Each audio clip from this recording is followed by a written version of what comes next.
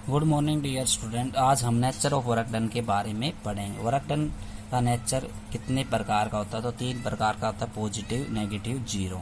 Positive work done कब होगा? When theta between F and S is acute, means force और displacement के बीच के अंदर एक्यूट एंगल होना चाहिए, थीटा लेस देन 90 होना चाहिए, तो वर्क डन पॉजिटिव कहेंगे। जैसे थीटा बराबर 0, तो वर्क डन का फार्मूला क्या होता है? फोर्स मल्टीप्लाई में डिस्प्लेसमेंट। तो force multiply displacement dot product को मैं एफ एस कोस थीटा लिख सकता हूँ। तो कोस 0 का मान होगा 1, तो वर्क डन आ जाएगा F S, means positive work done. For example, A loan roller move in the direction of force applied the, तो एक लोन रोलर है, वो जिस डायरेक्शन के अंदर फोर्स लगाते हैं उसी डायरेक्शन के अंदर चलता है, तो थीटा 0 डिग्री बनेगा, तो इसलिए वर्क डन पॉजिटिव होगा। नेगेटिव वर्क डन क्या होता है? When angle between F and S is obtuse, मतलब थीटा ग्रेटर देन 90 डिग्री होना चाहिए, ऑब्ट्यूज होना चाहिए, तो वर्क डन नेगेटिव होगा। थीटा 180 मानेंगे तो वर्क डन का फार्मूला होता है एफ एस कोस थीटा, तो कोस 180 मान -1, तो वर्क डन माइनस नेगेटिव हो गया। तो when brakes is applied in moving car, a ball is roll on the floor of the earth, कि हम ब्रेक्स अप्लाई करते हैं तो जो मोशन होता है उसके अगेंस्ट फ्रिक्शंस की वजह से रुक जाती है गाड़ी, तो वो नेगेटिव वर्क डन होता है। बॉल फ्रिक्शन की वजह से फर्श के ऊपर रोल होने से रुक जाती है, तो नेगेटिव वर्क डन होता है। Zero work done when angle F and S is right angle, theta बराबर 90 degree and displacement is 0, then work is said to be 0। इसका मतलब थीटा या तो 90 डिग्री होना चाहिए या डिस्प्लेसमेंट 0 होना चाहिए। तो वर्क डन का फॉर्मूला होता है एफ एस कोस थीटा, तो कोस 90 मीन्स कोस 90 का मान होता है 0, तो वर्क डन कितना हो गया? 0। ठीक है। या हम एक दीवार को पुश करें तो उसका डिस्प्लेसमेंट 0 रहेगा, तो वर्क डन क्या हो जाएगा? डिस्प्लेसमेंट की वजह से 0। Graphical method to calculate work done.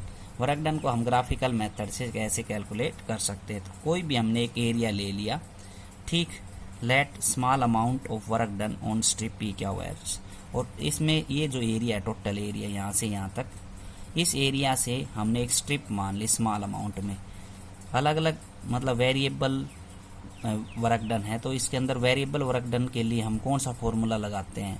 तो हम क्या स्मॉल एरिया सपोज कर लेते हैं, पहले उसका एरिया निकाल लेंगे और उसका इंटीग्रेशन कर देंगे, तो टोटल वर्क डन कैलकुलेट हो जाएगा। तो यहाँ से स्मॉल एरिया मान लिया पी क्या आर एस, और इस पे हमने स्मॉल वर्क डन निकालना है, डी डब्ल्यू बराबर F D x, equation first. तो ये स्मॉल जो एरिया है उसका डी एस क्या है? डिस्प्लेसमेंट। टोटल डिस्प्लेसमेंट कितना है? एक्स। तो टोटल वर्क डन कैसे निकलता है? तो वर्क डन का फार्मूला हो गया F D x F D x F D x F D x, means इसका मतलब ये होता है कि इसका एरिया, इसका एरिया, इसका एरिया, अगर एक एरिया हम मान के इंटीग्रेशन कर दे तो हम टोटल एरिया कैलकुलेट कर सकते हैं, या इसका एरिया और इसका एरिया, सभी पे वर्क डन स्मॉल अमाउंट में निकाल के सभी को जोड़ दें और जोड़ के हम टोटल वर्क डन कैलकुलेट कर सकते हैं। तो फिजिक्स की भाषा के अंदर टोटल वर्क डन कैलकुलेट करने के लिए हम इंटीग्रेशन करते हैं। तो वर्क डन किसका? हमने सभी को ऐड कर दिया, या हम कह सकते हैं कि इस स्मॉल एरिया का एफ डी एक्स जो है वर्क डन है, और उसका इंटीग्रेशन कर देंगे तो टोटल वर्क डन आ जाएगा। तो टोटल वर्क डन के लिए फार्मूला होता है एफ डी एक्स। ठीक है। तो वेरिएबल एरिया के लिए हम वर्क डन इस प्रकार से कैलकुलेट करते हैं, work done area under the graph integration method से। कंजर्वेटिव फोर्स क्या होता है? When work is done by the force और against the force on moving a body depend upon initial and final position on the body, does not depend upon in path followed by the body. इसका मतलब ये है कि work is done by the force के द्वारा जो work done हुआ है, या अगेंस्ट द फोर्स, किसी भी मूविंग बॉडी के अंदर वो पाथ के ऊपर डिपेंड नहीं करता, वो इनिशियल और फाइनल पॉइंट के ऊपर डिपेंड करता है। तो to prove this calculate the work done at the different position. Gravitational force are conservative force इसका एग्जांपल है। तो ग्रेविटेशनल फोर्स कंजर्वेटिव फोर्स होता है, तो इनिशियल और फाइनल पॉइंट पे ही डिपेंड करता है, ना कि इस पाथ के ऊपर डिपेंड करता है, मीन्स ए और बी पॉइंट के ऊपर डिपेंड करता है। और एच उसकी क्या है? हाइट, और वेट उसका क्या है? M G. ठीक है। तो टोटल हम m मान ले, m mass of the body, और h क्या है? Stable height from the ground. ठीक है। तो एक बॉडी मान ली, इस बॉडी का जो मास है, एक बॉडी का मास m है, उसका वेट mg डाउनवर्ड डायरेक्शन के अंदर, और वो h हाइट के ऊपर हम लेके गए इसको। तो देखो हम कैसे प्रूव करते हैं इनिशियल और फाइनल पॉइंट पे वर्क डन कंजर्वेटिव। तो वर्क डन हम निकाला, तो वर्क डन का फार्मूला होता है F D x. D x जो डिस्प्लेसमेंट है वो कितना है, एच है, और फोर्स किसके बराबर होता है, एम जी के बराबर। तो वर्क डन कितना आ गया, M G H first case के अंदर। सेकंड केस में हमने एक इंक्लाइंड प्लेन लिया और इस इंक्लाइंड प्लेन पे एक बॉडी है, ठीक है, और उस बॉडी इंक्लाइंड प्लेन पे हम इनिशियल पॉइंट और फाइनल पॉइंट के ऊपर क्या निकालेंगे, वर्क डन। तो एक बॉडी रखी हुई है, उस बॉडी का वेट नीचे एम जी है डाउनवर्ड डायरेक्शन के अंदर। एम जी हमने दो कंपोनेंट के अंदर तोड़ दिया थीटा एंगल मान के, एक एम जी कोस थीटा और एक एम जी साइन थीटा, इसका परपेंडिकुलर कंपोनेंट। और इस पे हमने क्या लगाया, एफ फोर्स लग रहा है, ठीक है, एफ क्या लग रहा है, फोर्स लग रहा है। तो आर क्या नॉर्मल रिएक्शन है जो इस वेट को बैलेंस किए हुए है। तो वर्क डन कैलकुलेट कैसे करेंगे, तो वर्क डन जो है फॉर्मूला होता है F D x. F D x को मैं लिख सकता हूँ F D X cos theta, ठीक है। थीटा की वैल्यू हमने 0 मान ली, क्योंकि जो हमने माना कि जो वर्क डन हो रहा है वो फोर्स की डायरेक्शन के अंदर हो रहा है, तो थीटा की वैल्यू कितनी आएगी, 0 आएगी। तो वर्क डन कितना आ गया, एफ डी एक्स, ठीक है। एफ डी एक्स, एफ किसके बराबर है, एम जी साइन थीटा के बराबर।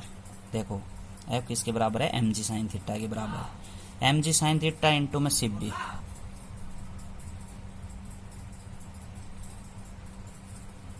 वर्क डन किसके बराबर, एफ डी एक्स के बराबर। F D X cos theta, F D X, theta value क्या है, 0।